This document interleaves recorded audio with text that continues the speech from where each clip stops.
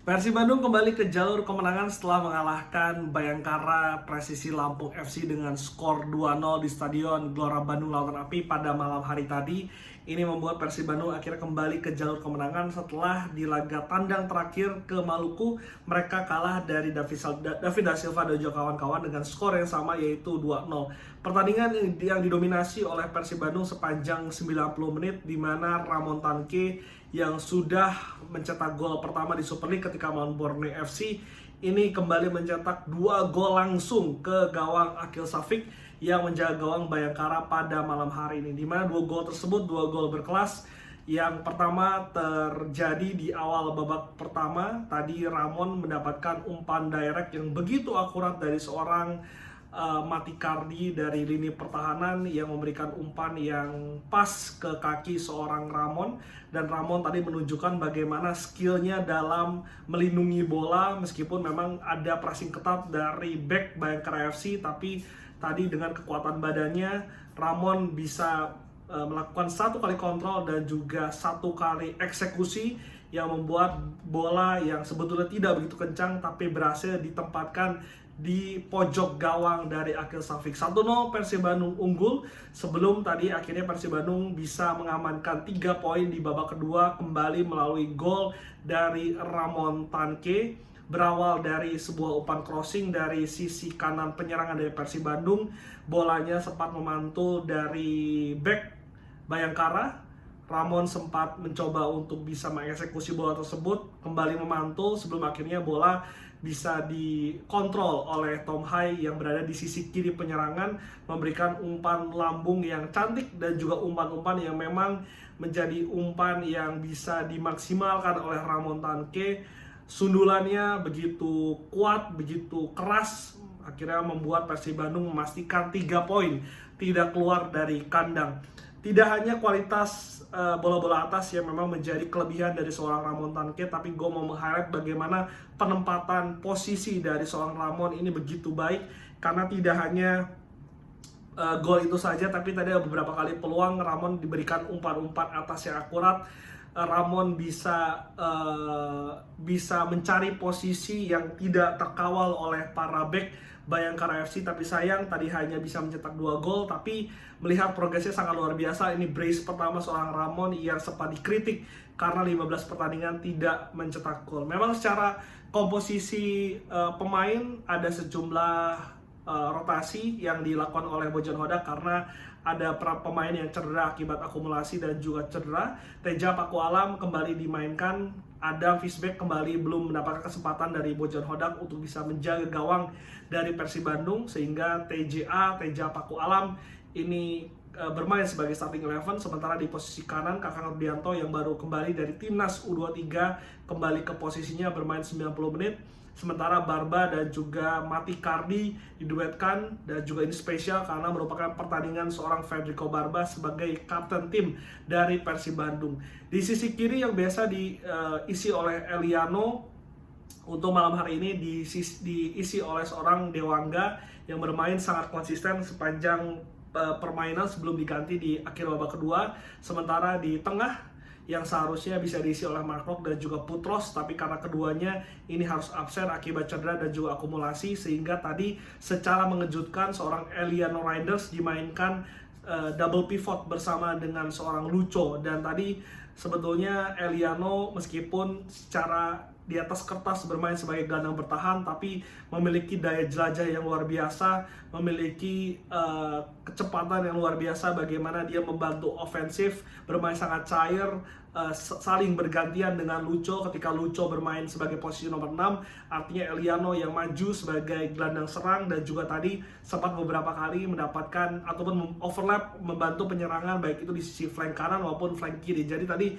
Eliano seperti bermain free roll sangat luar biasa, sangat cair dan juga begitu efektif, karena lari-lari kecilnya ini membuat kesulitan pemain tengah dari Bayangkara untuk bisa menjaga seorang Eliano Reinders, meskipun memang secara badan, secara postur lebih kecil dibandingkan dengan para pemain Bayangkara, tapi kecepatannya, pergerakan ini sangat luar biasa, sangat efektif, dan juga tadi beberapa kali sempat memberikan ancaman, umpan-umpan yang mengancam gawang dari Bayangkara FC. Gua menduga Eliano tadi bermain sebagai flank kiri, sementara Berguinho ditaruh di gelandang serang, tapi Bojan Hodak punya peran lain sehingga tadi Eliano dan juga seorang Lucho dimainkan sangat cair di lini tengah bersama dengan Tom Hai yang bermain lebih ofensif, berada di sisi kiri penyerangan di akhir babak kedua. Sementara di depan ada trio Brasil yang juga dimainkan oleh seorang Bojan Hodak. Di kanan ada William Barros yang kembali ke starting 11, Ramon Tanque yang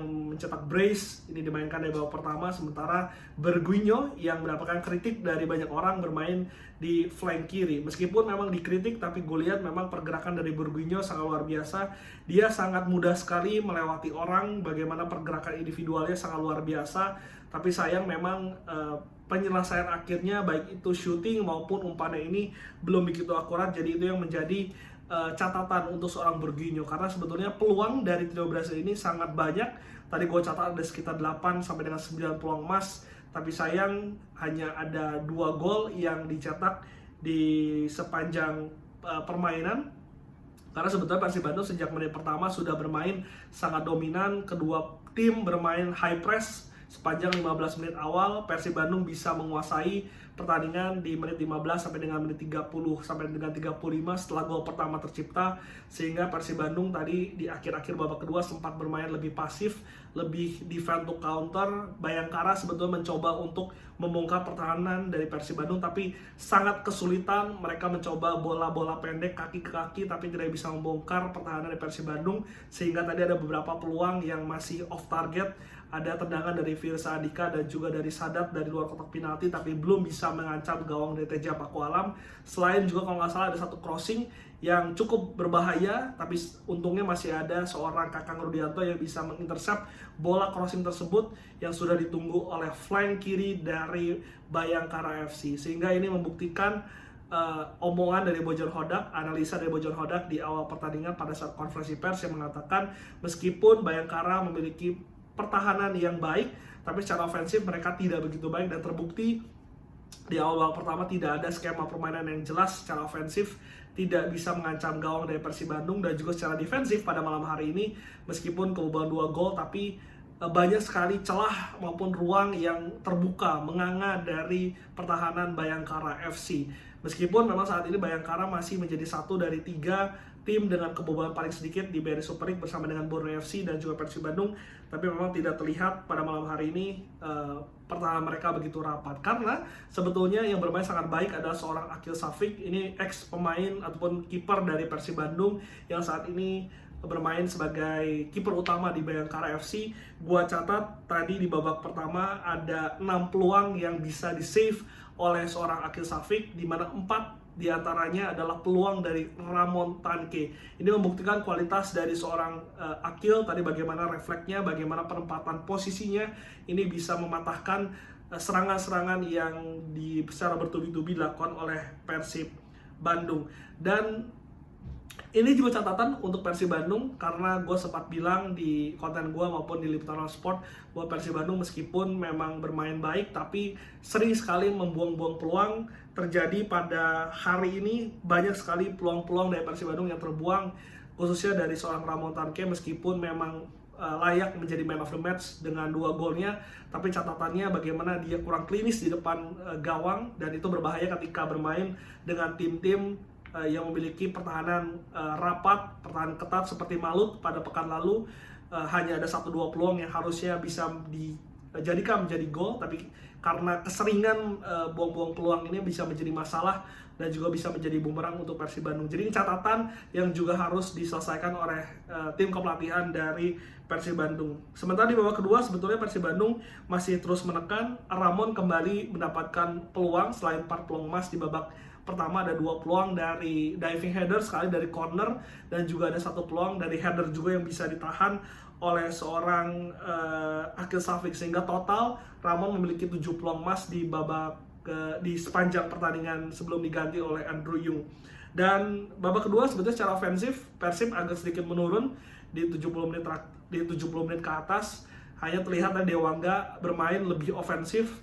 Perempatan posisinya bagus, timingnya bagus, tapi sayang umpan-umpannya ini tidak begitu akurat. Tadi ada 2 cutback yang tidak bisa mendekati, bolanya tidak bisa mendekati Barros maupun Ramon ataupun Andrew, dan juga tadi ada satu umpan lambung yang belum menemui sasaran. Jadi juga catatan untuk seorang Dewangga dalam sisi ofensifnya, meskipun memang secara sisi defensif pos Dewangga tidak bisa ditembus oleh flank kanan dari Bayangkara FC. Teja Pakualam baru mendapatkan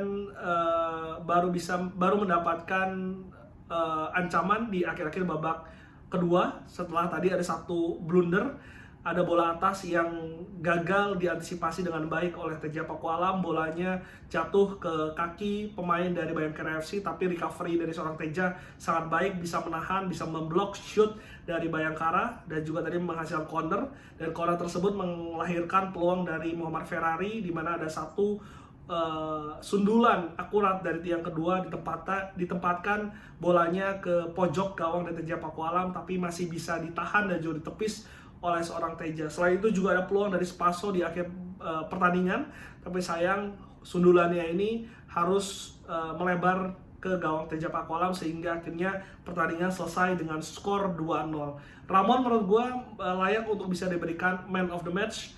Ini akan menumbuhkan rasa kepercayaan dirinya sebelum nanti akan melawan PSM Makassar di GBLA pada hari Sabtu depan. Dengan hasil ini Persib Bandung menggeser posisi Persija Jakarta di posisi kedua klasemen sementara BRI Super League dengan raihan 31 poin. Sementara Persija tergeser ke posisi ketiga dengan raihan 29 poin karena Persija sendiri baru bisa memainkan laganya besok ketika melawan Semen Padang. Dan Borneo FC kemarin tertahan 2-2 oleh Persebaya di Gelora Bung Tomo, masih menjadi pemuncak klasemen sementara dengan raihan 34 poin. Sementara Malut United yang juga tadi menang tipis 0-1 di Parepare mengalahkan PSM Makassar tuan rumah. Ini juga menggeser posisi PSM dan juga PSIM, sehingga saat ini berada di posisi keempat klasemen sementara dengan raihan 28 poin, sebelum nanti pada pertandingan selanjutnya ini akan bermain melawan Borneo FC. Ini Borneo FC setelah 11 kali kemenangan, kalah dari Bali, kalah dari Persib, seri lawan Persebaya, masih harus menjalani laga berat melawan Malut United pada pekan depan. Ini juga layak untuk bisa kita nantikan bagaimana persaingan posisi papan atas dari BRI Super League. Nah, kalau itu menurut gua, gimana menurut kalian, siapa man of the match, dan juga bagaimana persaingan dari permainan dari Persib Bandung hari ini, dan juga bagaimana prediksi kalian ketika melawan PSM? Coba tulis di kolom komentar.